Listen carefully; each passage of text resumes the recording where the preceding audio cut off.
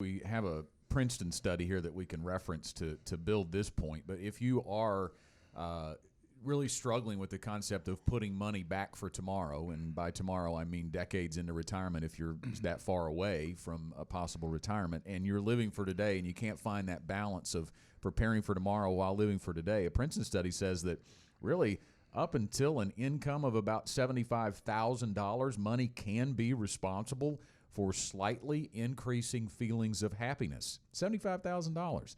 But if you, because, and it makes sense too, because if you have a certain amount of money, that can fix a certain amount of problems, right, in life. And if you don't have a little bit of excess income to be able to solve problems and fix problems, you can add to your stress. There's no question about it. But that same study found that after reaching an income of about $75,000, there's no relationship between income and happiness. So this idea that the more I spend, the happier I will be is really put to rest and counteracted by this study. And I know that's different for different people, but the reality is once you have some feeling of day-to-day security, right, that it makes sense to start putting some back, because it's not going to make you any happier to buy and buy. Well, and that's why through the Ready to Retire process here at GenWealth, we focus on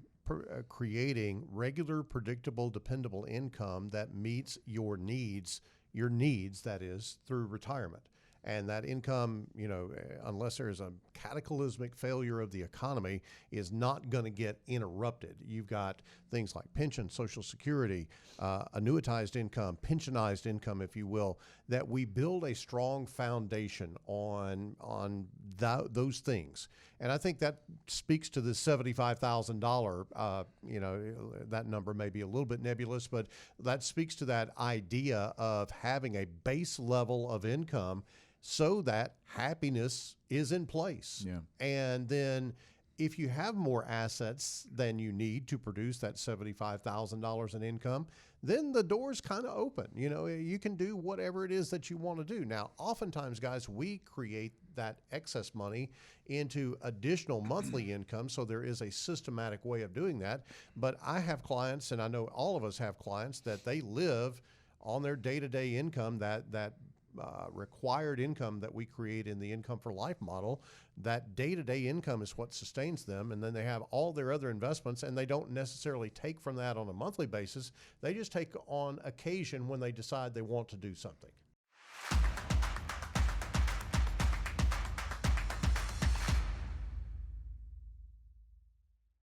Want more content like this delivered to your inbox weekly? Visit fastest4.com to learn more.